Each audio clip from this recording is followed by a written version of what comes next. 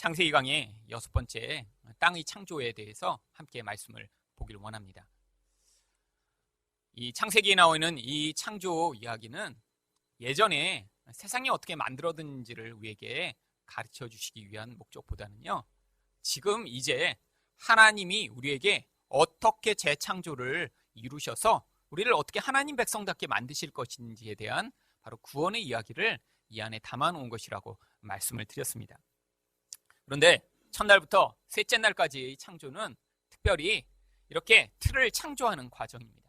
먼저 틀이 만들어져야 그 안에 비어있는 그 내용물을 채우실 수 있기 때문에 첫째 날부터 셋째 날까지 하나님이 틀을 만드시고, 이제 넷째 날부터 여섯째 날까지 이제 그 안에다 하나님이 내용들을 채워 넣으십니다. 근데 바로 이 셋째 날 하나님이 땅을 창조하셨을 뿐 아니라 이때 그 땅에 채소와 나무들 또한 하나님이 창조하십니다. 아니, 채소와 나무들은 이렇게 내용물이 아닌가요? 물론 내용물입니다. 그런데 어떤 관점에서 보느냐에 따라서 이것이 틀이 되기도 하죠. 바로 하나님이 중요하게 여기시는 내용물은 바로 그 땅에 살고 있는 짐승들과 사람들입니다. 근데 그들이 환경적으로 의존해야 하는 바로 대상이 그들이 먹거리가 되는 바로 풀과 열매들이기 때문에 바로 이 환경 또한 인간과 짐승을 위한 틀 가운데 포함돼서 하나님이 셋째 날에 창조를 하신 것이죠. 이 둘째 날 창조 때는 하나님이 좋았더라라는 말씀을 안 하셨다고 말씀드렸습니다. 대신 오늘 본문에는 하나님이 두 번이나 좋았더라라고 말씀을 하십니다. 바로 10절입니다. 원래 왜 하나님이 두 번째 창조에는 좋았다라는 말씀을 안 하셨냐면, 이 물 가운데 땅을 다시 만드시는 과정까지 하나님이 완성을 하셔야 맨 처음에 물이 가득 채워져 있던 것에 공기를 채워 넣으셔 궁창을 만드시고, 그 다음에 또 물이 채워져 있던 이 지구 위에 또 땅을 만들어내셔서 이 물을 분리해내시는 과정이 끝난 다음에 하나님이 좋다라고 하는 하나님의 계획이 완성되었음을 보여주시기 위해 둘째 날이 아니라 셋째 날에 좋았더라고 말씀하신 것입니다. 그런데 또 그렇게 드러난 땅에 이제 나무와 식물들을 심으시고 또 그 하나님의 계획이 완성되었기 때문에 또 12절에 보니까 맨 마지막에 하나님이 보시기에 좋았더라라고 하나님의 그 계획이 또 이곳에서 한번 성취되었음을 보여주고 있습니다. 그러면 하나님이 이렇게 땅을 창조하시고 또 그 가운데 식물을 창조하신 것은 어떤 구원의 이야기를 보여주고 있는 것일까요? 첫 번째로 하나님이 이제 구원의 길을 만들어 예비하실 것임을 보여주고 있습니다. 여러분, 하나님이 여기서 만드실 때 천하의 물이 한 곳에 모여 묻이 드러나라 라고 이야기합니다. 이 묻이라고 번역된 이 단어가 원래 마른 땅이라고 번역할 수 있는 단어입니다. 그래서 영어 번역들은요, 이 단어를 다 dry land, 마른 땅이라고 이렇게 번역을 하고 있어요. 여러분, 근데 한번 생각을 해보세요. 물이 가득 덮여 있었는데요, 그 물들이 다 사라진다고 생각하면 거기에서 이렇게 메마른 땅이 나올까요? 마른 땅은 물기가 하나도 없는 광야 같은 그런 땅을 이야기하는 것입니다. 아니, 물이 이제까지 가득 덮여 있었는데 그 물이 이렇게 분리가 되고 나면 거기에 나와야 할 그런 땅이 어떤 종류의 땅이냐면, 서해안에 가서 이렇게 보시면 이렇게 물이 채워져 있다가 이렇게 물이 썰물과 민물이 돼서 물러가면 그때 나오는 그 갯벌 같은 곳, 그것이 원래 물이 덮여 있던 곳이 물이 떠나가면 나와야 되는 땅인데, 성경은 일부러 이것을 갯벌 혹은 그냥 땅이라고 부르지 않고요, 마른 땅이라고 부르고 있습니다. 이게 바로 이 안에 하나님이 어떤 신학적 의미를 담아 우리에게 보여주시고자 하는 목적이 있으시기 때문이에요. 성경에서 이렇게 마른 땅은요, 하나님 나라를 상징합니다. 근데 그 마른 땅을 물이 덮어서 위협하는 이 물, 많은 물, 특별히 바다는요, 세상의 악한 세력들을 상징하고 있습니다. 그래서 성경에서 시편 65편 7절에 보니까요, 바다의 설렘과 물결의 흔들림과 만민의 소요까지 하나님이 진정시키시나이다. 이 물결의 요동함을 세상 사람들이 하나님을 대적해 공격하려고 하는 이러한 시도로 표현을 합니다. 결국 바다를요, 이렇게 하나님 나라를 위협하는 세상의 세력으로 하나님이 상징적으로 이야기하고 계신 것이죠. 그런데 이렇게 창세기에서 하나님이 이렇게 그 물의 세력을 물러가게 하시고 마른 땅을 만드신 것이 앞으로 하나님이 행하실 그 구원의 그림을 이제부터 차곡차곡 하나님이 그려나가시고 계신 거예요.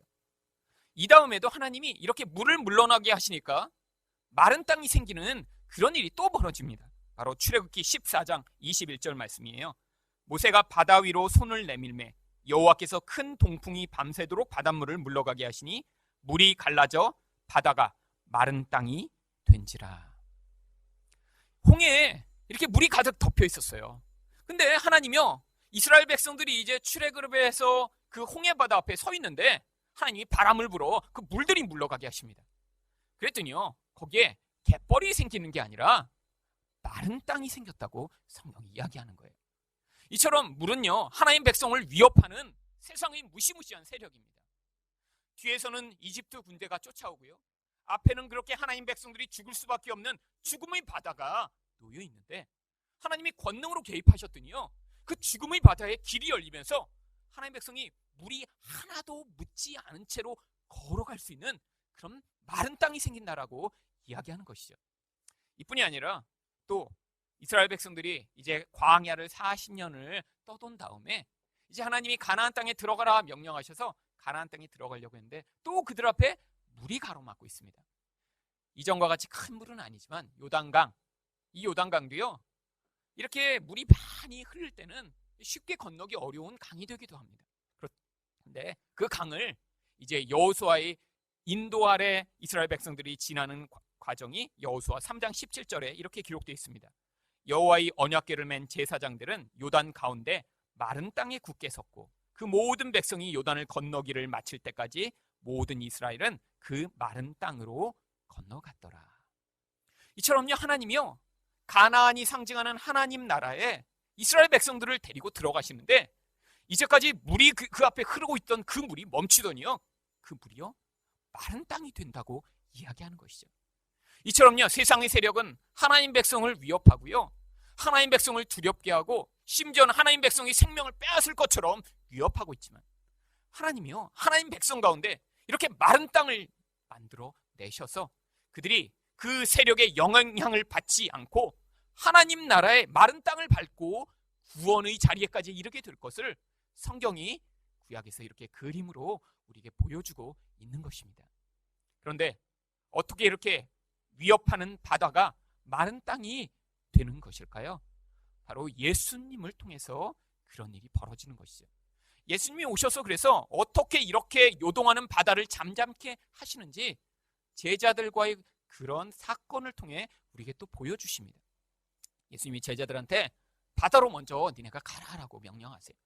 제자들이 그래서 노를 저으며 바다 한가운데 갔는데요, 바다가 얼마나 요동하든지요, 이들이 거기서 밤새도록 살아나려고 몸부림쳤지만 오히려 바다 가운데로 가버리고 말았습니다. 그런데 제자들은요, 그중에 많은 제자들이 이미 그 바다에서 수십 년 동안 어부를 생활을 하던 자들이었어요. 그 바다를 잘 아는 자들입니다. 그런데 그렇게 폭풍과 몰아치니까요, 아무것도 할 수 없는 거예요. 너무너무 두려워하고 있는 그 상황에 예수님이 어떻게 오십니까? 요한복음 6장 19절에 보니까 제자들이 노를 저어 10여리쯤 가다가 예수께서 바다 위로 걸어 배에 가까이 오심을 보고 두려워하거늘. 예수님이요, 바다 위로 걸어오세요. 여러분, 걷는 건 어디만 할 수 있죠? 땅에서만 걸을 수 있는 것입니다. 근데 예수님이 왜 그 물 위로 걸어오실까요? 예수님이 날아오신 게 아니라요, 걸어오십니다. 이것은요, 구약에서 이야기한 무엇을 우리에게 보여주시기 위해 일부러 그 무리를 성큼성큼 걸어오신 거예요. 바다가 하나님의 백성들을 위협하고 죽이려고 하는데 내가 바다를 밟는 하나님이다, 내가 이 바다를 마른 땅처럼 만들어 너희를 구원하는 하나님이시라는 걸 보여주기 위해 예수님이 물 위로 그 물을 밟고 걸어오신 거예요.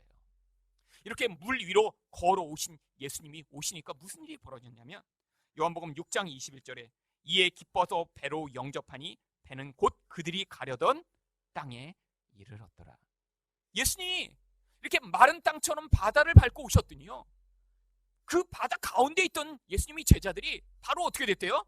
가려던 땅에 바로 도달하게 됩니다. 무엇을 얘기하죠? 예수님으로 말미암아 하나님 백성에게 구원의 길이 열림을 보여주고 있는 것입니다. 여러분, 세상 가운데 우리는 그렇게 세상으로 위협을 당하는 삶을 자주자주 살아요. 그런데 우리 구원의 길은 다른 데서 임하는 것이 아닙니다. 어떤 사람이 와서 우리를 도와줄 때 구원의 길이 임하거나, 내가 갑자기 돈을 많이 벌어들게 돼야 구원의 길이 임하는 게 아니라, 우리 구원의 길은 오직 예수 그리스도 한 분만으로 이루어지게 되는 것입니다. 여러분, 우리 인생에서 그래서 하나님이 그걸 경험하고자 때때로 이렇게 폭풍우가 이는 바다 가운데 우리가 살아가는 것 같은 삶을 허용하시는 것이죠. 여러분 인생에서 그래서 폭풍우가 일고 아무리 돌아보아도 예수님은 보이지 않는 것 같은 그런 상황에 처할 때, 여러분이 예수님 오셔서 저를 구원하여 주세요 하고 기도할 때, 하나님이 여러분 가운데 그 바다를 잠잠케 하시고 여러분 가운데 마른 땅을 만들어 구원하시는 것처럼 여러분에게 그 놀라운 구원의 능력을 보여주실 것입니다. 그런데요, 이 땅에서는 우리가 이렇게 풍랑치는 바다와 같은 세상 속에서 살 수밖에 없어요. 그런데 하나님이 우리에게 무엇을 약속하고 계시냐면요, 이 땅의 이 모든 요동하는 세상 속에서 우리가 지금은 살지만 언젠가 하나님 나라에서는요, 더 이상 우리를 그렇게 위협하고 우리를 두렵게 하는 그런 세상이 더 이상 존재하지 않을 것임을 요한계시록에서 이렇게 이야기하고 계십니다. 요한계시록 21장 1절에 보니까, 또 내가 새 하늘과 새 땅을 보니 처음 하늘과 처음 땅이 없어졌고 바다도 다시 있지 아니하더라. 여러분, 새 하늘과 새 땅에서는요 바다가 없대요. 아니, 저는 지금 바다를 너무 좋아해서 뭐 가끔씩 바다 가서 바람도 쐬야 되고 휴가를 가야 되는데 바다 없으면 너무 삭막한 게 아닐까요? 아니요, 여러분, 이건 상징적 이야기입니다. 요한계시록 4장에 보니까요, 또 하나님의 보좌 앞에 유리 바다가 있대요. 근데 여기서는 왜 또 바다가 없다고 얘기하죠? 이렇게 하나님 백성을 위협하고 하나님 백성을 요동케 하는 이런 세상의 악한 세력이 더 이상 하나님 앞에서는 존재할 수 없음을 이야기하는 것입니다. 근데 왜 또 바다가 있대요? 그런데 하나님 백성 앞에 그렇게 유리처럼 평평한 바다, 흔들림이 없는 그런 바다가 있어서 하나님 백성이 그 바다를 통해 죄를 다 씻고 하나님 앞에 나올 수 있음을 보여주기 위해 또 하나님 앞에는 유리 바다가 있다고 상징적으로 우리에게 앞으로 하나님 나라가 어떻게 안전하고 어떻게 좋은 것인지를 보여주기 위해 이렇게 묘사하고 있는 것이죠. 여러분들이 세상에 살 땐 그래서 힘들고 요동하고 두렵게 되는 상황들이 있을지라도, 이 땅에서는 예수님이 나를 이 모든 요동하는 상황 가운데 구원하실 것이구나. 또한 이 땅에서는 이런 두려운 상황을 지나가지만 언젠가 이런 나를 두렵게 하는 그 모든 세상이 사라지고 오직 하나님 안에서 안전한 날이 있겠구나라고 믿고 신앙생활을 하셔야 하는 것입니다. 두 번째로 또한 무의 창조, 이 무의 창조는 무엇을 보여주는 것일까요? 하나님이 악의 세력을 다스리시는 분이심을 보여주는 것입니다. 여러분, 여기에 하나님이 어떻게 물과 땅을 나누셨는지를 묘사하는데 창세기 1장에는요 아주 간략하게 이야기합니다. 그래서 물이 덮여있던 그곳을 그냥 묻이 나타나게 만드신 것 같은데, 성경의 다른 부분에 보면요 조금 더 그 내용을 설명하고 있는 부분들이 있습니다. 바로 그 중에 대표적인 구절이 에레미야 5장 22절 말씀입니다. 여호와의 말씀이니라, 너희가 나를 두려워하지 아니하느냐? 내 앞에서 떨지 아니하겠느냐?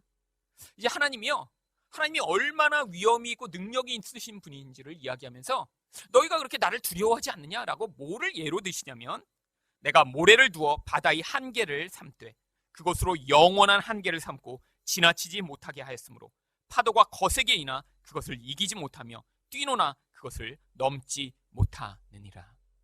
하나님의 권능이 얼마나 큰지요. 하나님이 한번 경계를 딱 세워놓고 그 가운데 바다가 넘지 못하도록 하셨더니요, 아무리 파도가 세게 일어도요 그 경계를 넘지 못하게 하나님이 만드셨다는 거예요. 여러분, 아주 신비한 일이요, 바로 이렇게 바다 가운데 우리는 알지 못하는 경계가 세워져 있다는 것입니다. 물론 요즘 과학이 발전하니까요 그 경계가 이 달의 인력으로 말미암아 이루어지고 있다는 사실을 우리는 이제 알게 되었습니다.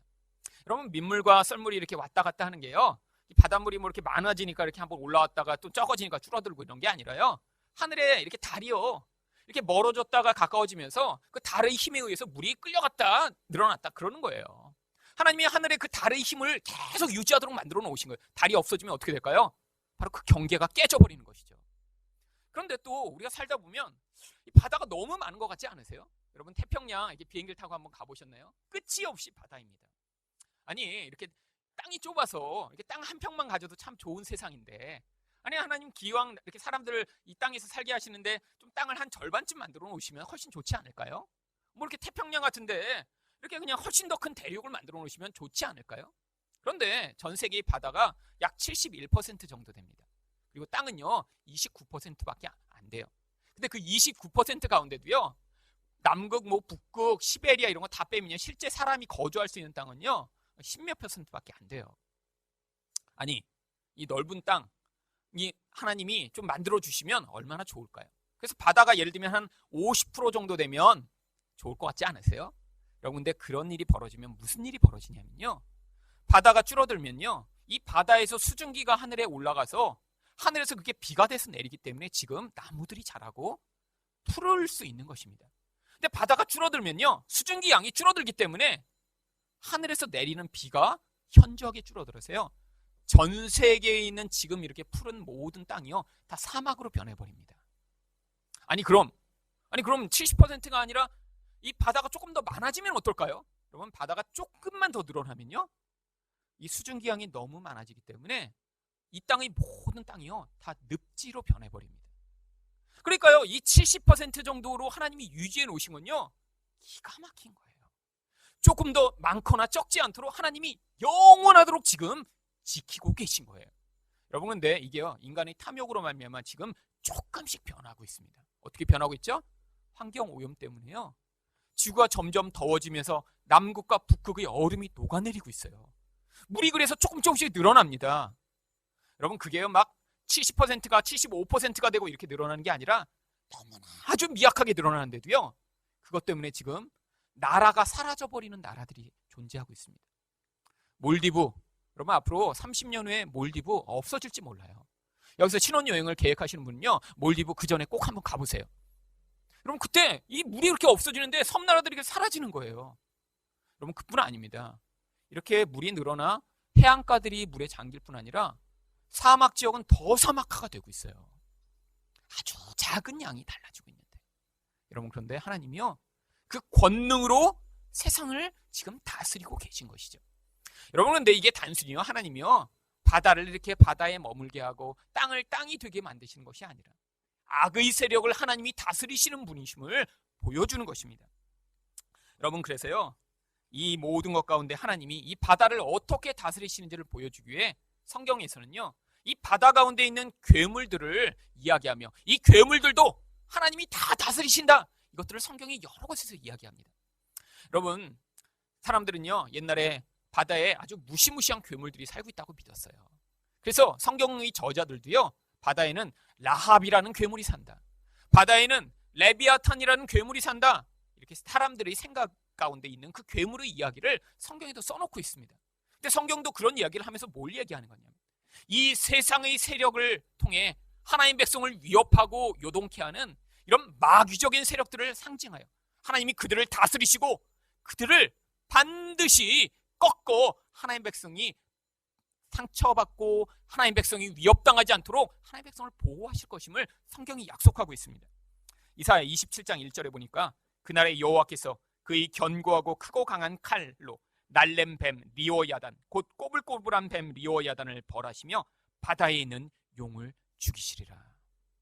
하나님이요 이렇게 바다 가운데 있는 리오야단과 같은 용을 죽이셔서 하나님의 백성을 보호해 주신대요. 또한 욥기 26장 12절에 보니까 그는 능력으로 바다를 잔잔하게 하시며 지혜로 라합을 깨트리시며. 여러분, 뭘 보여주고 있는 것이죠? 바로 하나님이요 이런 바다를 요동케 하는 그런 괴물까지도 다스리시고 통제하시는 분이시기 때문에 하나님 백성은 두려워할 필요가 없음을 성경이 이야기하고 있는 거예요. 바로 이렇게 예수님이 오셔서 마귀의 세력을 멸하시고 그들을 다스리시는 분이심을 성경이 요한계시록에서는요 이렇게 이야기합니다. 요한계시록 12장 9절에 보니까 큰 용이 내쫓기니 옛뱀 곧 마귀라고도 하고 사탄이라고도 하며 온 천하를 꿰는 자라, 그가 땅으로 내쫓기니 그의 사자들도 그와 함께 내쫓기니라. 바로 십자가에서 이 일이 벌어졌습니다. 하나님이요 예수님을 이 땅에 보내셔서 십자가에 매달아 죽이신 것 같은데, 그 십자가에서 마귀의 머리가 깨어지면서요 이들이 이제 그 모든 하늘의 권세를 잃어버리고 내어 쫓기게 된 거예요. 여러분, 그런데 이때부터 의문이 있습니다. 이렇게 십자가로 예수님이 승리하셨으면 세상에서 나쁜 일이 벌어지면 안 되지 않아요? 특별히 세상에서 벌어지는 사건과 사고는 제외하고라도 하나님의 백성들은 하나님이 좀 보호해 주셔야 되는 게 아닐까요? 여러분, 하나님 백성들이 당하는 사건과 사고가 그래서 예수 안 믿는 사람보다 훨씬 더 적습니까? 하나님 백성을 하나님이 이렇게 보호해 주신다면 나쁜 일이 일어나는 것은 제외하고라도 핍박을 당하는 것, 하나님을 위해, 예수님을 위해 이렇게 핍박을 당하는 것은 하나님이 보호해 주시고 막아 주셔야 되는 거 아닌가요? 여러분, 성경에 그런 의문을 자아내는 가장 대표적인 사건이 기록되어 있습니다. 바로 스데반 집사가 순교당하는 사건이죠. 여러분, 예수 그리스도에 대해 설교하는데요, 성경이 뭐라고 이야기하냐면 사도행전 7장 55절입니다. 스데반이 성령 충만하여 하늘을 우러러 주목하여 하나님의 영광과 및 예수께서 하나님 우편에 서신 것을 보고. 여러분, 스데반이요 이렇게 순교하는데 하나님이 그를 모르신 게 아니라 하나님이요 그를 알고 계셨어요. 하늘에서요 하나님 삼위 하나님 전부가 성경이 나타납니다. 하늘에는 하나님의 보좌가 있고요, 하나님이 거기 계시다는 거예요. 예수님이 그 옆에 서 계시고요, 성령이 오셔서 스데반과 함께 계셨어요. 여러분, 그런데 무슨 일이 벌어지죠? 바로 다음 절에 보니까 59절에서 그들이 돌로 스데반을 치니. 여러분, 그렇게 하나님이 보고 계시고 성령이 충만한데 돌에 맞아 죽습니다. 하나님이 뭘 보호해 주신 거죠? 악의 세력으로부터 구원해 주시고 악의 세력을 다 멸하셨다며 왜 이런 일들이 벌어지는 거죠? 여러분, 근데 스데반이 어떻게 죽습니까? 59절에 보니까 스데반이 부르짖어 이르되 주 예수여 내 영혼을 받으시옵소서 하고 무릎을 꿇고 크게 불러 이르되 주여 이 죄를 그들에게 돌리지 마옵소서, 이 말을 하고 자니라. 여러분, 스데반은요 예수님과 같은 죽음으로 죽을 수 있었습니다. 하나님이 지켜주시는 게 바로 이것이에요. 여러분, 육신은 죽여도 영혼을 죽이지 못하는 자들을 두려워하지 말라라고 말씀하신 대로요, 그렇게 나를 죽이는 자를 향해서도 하나님 이 죄를 저들에게 돌리지 마시고 저들을 용서해 주세요. 여러분, 똑같은 장면이 어디에서 원래 한번 나타났었냐면요, 예수님이 십자가에 달려 죽으실 때 나타났습니다. 누가복음 23장 34절에 이에 예수께서 이르시되 아버지 저들을 사하여 주옵소서 자기들이 하는 것을 알지 못함이니이다. 여러분, 하나님 백성이 예수님처럼 죽을 수 있도록 하나님이 보호해 주실 때 그 가운데 놀라운 하나님의 은혜와 하나님이 보호하심이 나타나는 것입니다. 여러분, 똑같은 어떤 상황에서도요 하나님이 보호하심이 없으면요 오히려 하나님을 버리고 떠납니다. 어떤 심각한 상처와 심각한 문제가 벌어졌을 때 하나님의 은혜가 없으면요 대부분 어떻게 하는 줄 아세요? 하나님 믿으면 잘 된다며 왜 내게 이런 일이 일어나? 그 사건으로 하나님을 떠나는 사람들이 있어요. 그런데 어떤 사람들은요 도대체 저런 상황이면 어떻게 예수를 믿을 수 있을까? 그런데요, 그런 상황에서도요 오히려 믿음을 발휘하고 오히려 용서하고 오히려 하나님의 백성다운 모습을 보이는 경우가 있습니다.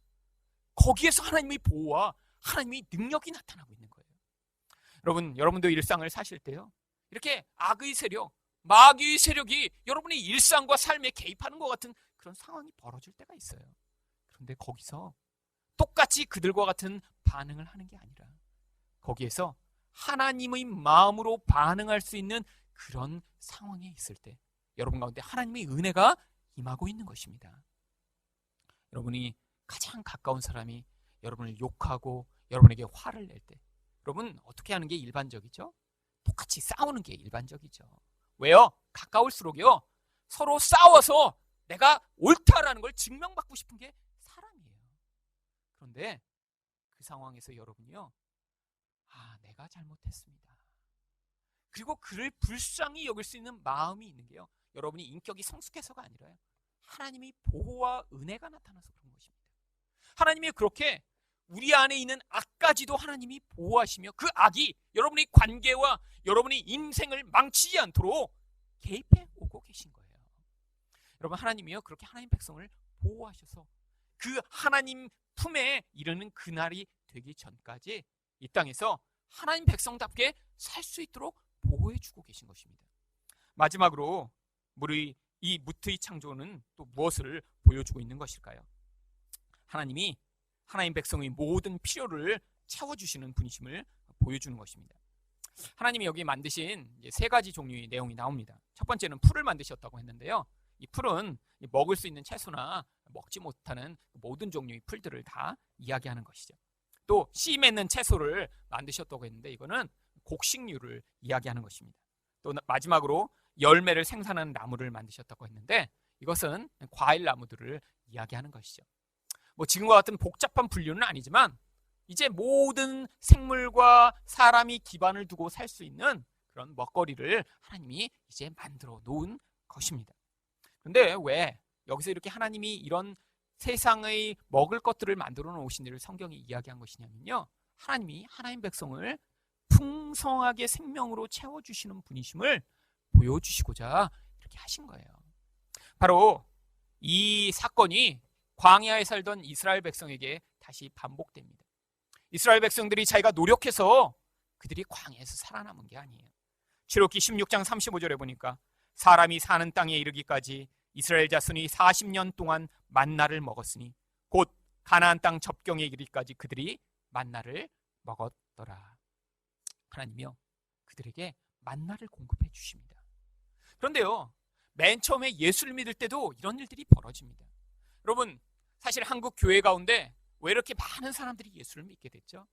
가난한데 이제 교회 가면 부자 될 수 있다니까. 내가 몸이 아픈데 교회 가면 치료받을 수 있다니까. 이게 맨 처음에 예수를 만나게 되는 가장 기본적인 배경입니다.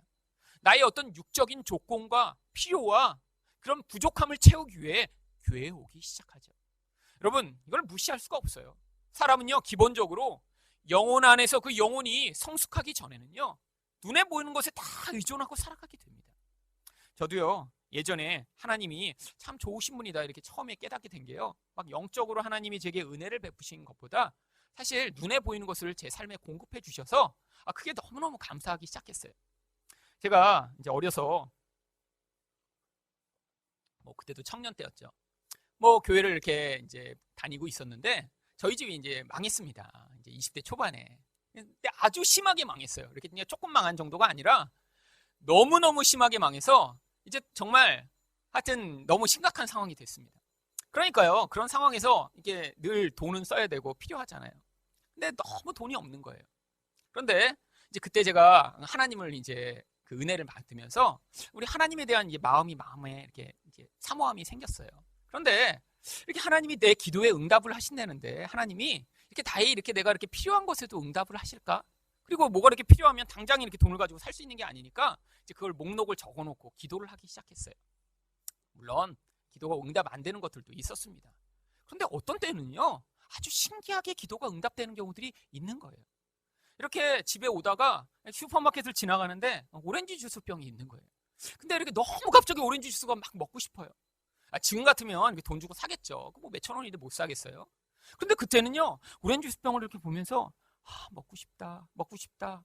하나님, 저 오렌지 주스 먹고 싶어요. 그리고 집에 왔는데요, 누가 오렌지 주스병을 3병을 사가 들고 오는 거예요. 바로 집에 갔는데. 근데 다른 것도 아니라 제가 이렇게 슈퍼에서 보면서 먹고 싶었던 그 델몬트 오렌지. 그래서 마음에, 야, 하나님이 진짜 내 기도에 응답하셨나? 근데 이 우연이라는 게 있잖아요. 우연이라는 게. 그래서 그 다음부터는 조금 더 구체적으로 자주 해보기 시작했어요. 그래서 아이스크림 가게 앞에서 있으면서, 야, 저 구구 크러스터 참 맛있겠다. 그런데 집에 갔는데 어떤 아저씨가 정말 구구 크러스터를 2통 사갖고 온 거예요. 그래서 저희 아버지 친구분이셨거든요. 그래서 아저씨 안녕하세요. 그러니까 어떻게 구구 크러스터 사오셨어요? 그랬더니 자기는 아이스크림을 안 먹는데 가게 점원한테 요즘 제일 맛있는 아이스크림 달라고 그랬더니 이 구구 크러스터를 주더라. 하여튼 이름도 안 잊어먹어요. 지금 파나 모르겠어요. 구구 크러스터. 그래서 제가 이렇게 감동하면서 아이스크림을 먹었어요. 그런데 한두 번이 아닙니다. 이게 과외하러 가는데 그날 비가 왔어요. 근데 너무 신발을 오래 신어서 이렇게 밑창이 뜯어져갖고 비가 다 들어온 거예요. 집에 가면 그냥 집에서 그거 벗어놓고 닦으면 되는데 이렇게 과외집을 가고 있는데 이렇게 다 발이 젖어버렸으니 가서 신발을 벗고 들어가야 되는데 너무 난감한 거예요. 그래갖고 참 이렇게 신발도 이렇게 돈이 없으니까 못 사고, 하나님 저도 신발 좀 주세요. 그리고 과외집을 딱 열었는데 갑자기 그 아저씨가 저를 보더니 학생, 내가 지난주도 만나려고 그랬는데 지난주 그냥 나랑 시간이 안 맞았네. 그랬더니 구두 티켓 이거 하나 주려고 내가 기다리고 있었어. 그랬더니 그때 구두 티켓을 주시는 거예요, 들어가기도 전에. 그래서 제가 들어가면서 하나님 왜 저는 이렇게 신발도 없어요, 그러다가 하나님 감사합니다 울면서 구두 티켓을 받았어요. 여러분, 얼마나 그런 일이 자주 일어나는지요. 나중에 제가 목록을 적기 시작했어요. 교회에 갔는데요, 어느 날 이렇게 아침에 면도를 하고 애프터 쉐이브를 막 쳐갖고 이렇게 발렸는데 다 떨어진 거예요, 애프터 쉐이브가. 안 바르면 여기 따끔따끔하거든요. 그래서 이거 애프터 쉐이브가 없네. 이제 아무리 쳐도 안 나와서 이제 결국 못 바르고 갔어요. 갔는데 제 옆에 앉은 그 이제 같은 성가대를 했는데 저보다 나이가 몇 살 많은 그 형은 이 애프터 쉐이브를 아주 진하게 바르고 온 거예요. 근데 옆에 이렇게 앉았는데 너무 대조가 되더라고요. 근데 갑자기 그러니까 슬퍼지기 시작했어요. 아니, 그전에는 괜찮았는데 이 사람은 그냥 돈이 많은지 저렇게 애프터 쉐이브를 그냥 막 쳐바르고 왔는데 나는 이렇게 못 바르고 왔다는 생각이 딱 들면서 갑자기 서글퍼졌어요. 하나님, 저는 애프터 쉐이브도 못 바르나요? 근데 가게에 가서 하나 살려고 했더니 몇만 원 한대요, 이렇게. 그리고 싼 거, 학생 돈 없으면 이거 사가는데 그 싼 거는 이발소에서 아저씨들 바르는 그런 냄새가 나는 거예요. 그래서 그건 도저히 내가 돈이 없어서 차라리 물을 바른다. 그리고 이제 내려놓고 그 다음에 왔는데 제 마음이 짠해지기 시작했어요. 하나님, 저도 애프터 쉐이브 좀 주세요. 그런데 그날 무슨 일이 있었냐면 저희 어머니가 미국에서 저희 이모가 한국에 왔다가 이렇게 이제 다시 돌아가면서 이모를 환송하러 공항에 나갔다 오시면서 일승아, 이모가 너 이거 갖다 주라고 주더라 그랬는데 이모가 미국에서 들어오면서 사실은 일승이한테 애프터 쉐이브를 갖다 줘야지 그러고 미국에서 또 애프터 쉐이브를 챙겨서 갖고 왔었는데 잊어먹고 그냥 공항에서 가려고 하다가 공항에 이미 개찰구를 통과했다가 그 다음에 생각이 나서 제 어머니를 불러갖고 거기서 건너준 게 바로 그 애프터 쉐이브더라고요. 근데 더 놀라운 건요, 성가대에서 옆에서 바르고 왔던 그 형이 발랐던 그 애프터 쉐이브였어요. 그래갖고 제가 그냥 듬뿍 바르고 갔습니다. 똑같은 그 냄새, 수입품. 애프터 쉐이브를 쓰다가요 아껴 썼어요. 그런데 그것도 다 떨어졌잖아요. 그런데요, 그게 얼마나 감동이 되든지요, 여러분, 병을 버리지를 못했습니다. 빔통을 제가 놔두고 결혼했는데 아내가 이렇게 버리려고 그러는 거예요. 그래서 그거 버리면 절대 안 된다고. 그거는 하나님의 은혜의 상징물인데 그거는 내가 나중에 계속 가지고 갈 거는데 결국 제가 미국에 유학 가면서 그 빈병을 가지고 갈 수 없더라고요. 그래서 미국 가면서 버렸어요. 그냥 지금도 갖고 있을 걸 좀 아까워요. 네. 여러분, 어느 날은요, 그때 오래전 일입니다. 벌써 20여 년 전 일이죠. 그때 이제 애인이란 드라마가 유행을 했었어요. 아시는 분 계실 거예요. 그런데 그 드라마에서 그 유동근이 파란색 티셔츠를 입고 와서 그때 이제 한국에 경찰 그 티셔츠 같은 파란색 와이셔츠가 유행하기 시작했습니다. 아주 파란색이에요. 그런데 사람들이 이제 너나 나나 입고 다니는 거예요. 그래서 저도 이렇게 그걸 보니까 저도 입고 싶어졌어요. 그래서 하나님, 저도 파란색 잘 어울릴 것 같은데. 그런데 정말 어떤 분이 저희 아버지 입으시라고 선물로 사왔어요. 근데 아버지가 보시더니 그 젊은 사람들이나 입지, 네가 입어라. 그래서 네! 그래서 제가 받아와서 입었습니다. 사람들이요 잘 어울린대요. 파란색 입으니까 아주 그냥 새파란색이에요. 그건. 그런데 이제 그래서 너무 감사했어요. 하나님, 이렇게 정말 와이셔츠까지 챙겨주시네요. 그런데 제가 그걸 입고 자주 다녔는데 어느 날 교회에 이제 가을이 돼서 갔는데 바람이 확 부니까 막 추운 거예요, 갑자기. 그래서 마음으로 긴팔도 있었으면 좋겠다. 제가 그렇게 생각했어요. 근데 기도는 차마 못했어요, 제가. 이게 염치가 있지. 반팔도 주셨는데 제가 긴팔도 달라고 어떻게 기도까지 하겠어요. 그래서 긴팔도 있으면 참 좋겠다. 그런데 저녁에 또 어떤 분이 저희 집에 손님이 오셨는데 긴팔 파란색 와이셔츠를 선물로 사갖고 온 거예요. 제가 그 와이셔츠를 갖다가 제 방 벽에다 이렇게 걸어놨습니다. 그래서 자려고요. 이렇게 방에 이렇게 이제 자기 전에 기도하려고 이렇게 앉았는데 창문으로 빛이 쭉 들어오면서 그 파란색 와이셔츠가 제 눈앞에 보이는 거예요. 근데 갑자기 울컥 눈물이 쏟아지기 시작했어요. 아니, 내가 와이셔츠 달라고 기도도 안 했는데 하나님이 긴팔도 있으면 좋겠다라는 소리를 듣고 긴팔을 주셨구나. 우리 하나님 어떻게 내 신음에도 정말 응답하시네? 제가요 밤을 새워가며 울었어요. 너무너무 그게 감동이 돼서. 이전까지 받는 게 너무 좋았는데 그 받는 게 아니라 하나님이 나를 기억하고 계시구나. 하나님이 나를 알고 계시구나. 그래서 제가 그날 고백했어요. 하나님, 이런 거 이제 안 주셔도 좋아요. 하나님이 나를 기억해 주셔서 제가 감사해요. 나같이 아무것도 아닌 자, 가난한 사람, 세상에서는 버림받은 사람을 하나님이 기억해 주시네요. 하나님 감사합니다. 감사합니다. 제가 아침까지 울었어요. 그런데 그날 이후로 뭐가 안 오더라고요. 이제 그 다음 이후로 제가 노트북도 하나 필요한데요, 안 주세요. 그 다음은 왜요? 그 과정을 통해요, 선물이 좋은 줄 알았는데 제가 하나님이 정말 좋으신 분이란 걸 깨닫고 고백하니까 하나님이 이제 선물을 주시지 않아도요, 제가 우리 하나님 정말 좋으신 분이에요. 우리 하나님은 나를 기억하는 분이에요. 하나님은 나의 신음까지도 응답하시는 분이에요라는 믿음이 생기니까 하나님 이제 더 이상 그런 걸로 나의 마음을 얻으시기 위해 행하시지 않으시는 것이죠. 여러분, 하나님이 우리가 아직 믿음이 약할 때는요, 우리가 그렇게 물질적인 것을 구했을 때 주실 때가 있어요. 하나님이 나의 기도에 응답하시면서 하나님 내가 지금 이게 필요해요 하면요, 심지어 잃어버린 지갑까지도 찾게 해주세요. 그런데 여러분, 교회를 다니시면서 신앙을 갖게 되시면요, 어떤 때는 그런 물질적인 하나님에 대한 간구가 응답이 안 되는 것 같아요. 아니요, 하나님 여러분 기도에 응답하세요. 그런데 지금은요, 여러분이요, 그런 눈에 보이는 것이 아니라 하나님이 정말 여러분의 모든 필요를 공급하시는 참된 하나님이심을 믿도록 하시기 위해 이 과정을 사용하고 계신 거예요. 여러분, 먹을 것만을 여러분 하나님이 주시면요, 여러분 정말 여러분 영혼에 하나님이 귀중한 분이고 하나님이 정말로 영혼의 생명이 되심을 믿지를 못해요. 여러분, 예수님이 오셔서요, 많은 사람들에게 떡과 물고기를 만들어 주셨어요. 그랬더니 그들이 예수님을 진짜 믿었나요? 다 떠나가 버리고 맙니다. 여러분, 하나님이요, 물질적인 것에 우리 인생이 머물기를 원하지 않으세요. 예수 그리스도가 참 생명의 떡이시기 때문이죠. 요한복음 6장 35절에 예수께서 이르시되 나는 생명의 떡이니 내게 오는 자는 결코 줄이지 아니할 터요 나를 믿는 자는 영원히 목마르지 아니하리라. 하나님이 우리 인생을요, 눈에 보는 그런 것이 아니라 영원한 생명으로 채워주시기를 원하세요. 그래서 믿음이 어리고 하나님을 알지 못할 때는요, 그런 것들로 우리 인생에서 기도에 응답하시고 개입하시지만 이제는 우리가 생명의 떡이신 예수 그리스도를 진짜 의지하는 자가 되도록 만드시기 위해 때로는 눈에 보이는 것으로 우리를 공급하시지 않고 그 가운데 더 중요한 예수의 생명을 얻는 자가 되도록 우리 인생 가운데 하나님이 개입해 오시는 것입니다. 여러분, 하나님은요, 여러분 기도에 응답하세요. 여러분을 알고 계세요. 그리고 여러분을 지금 위협하는 악의 세력으로부터 여러분을 반드시 보호하실 것이고요, 여러분 가운데 구원의 길을 여셔서 마치 마른 땅을 걷는 자처럼 하나님께 나올 수 있도록 은혜를 베푸실 것입니다.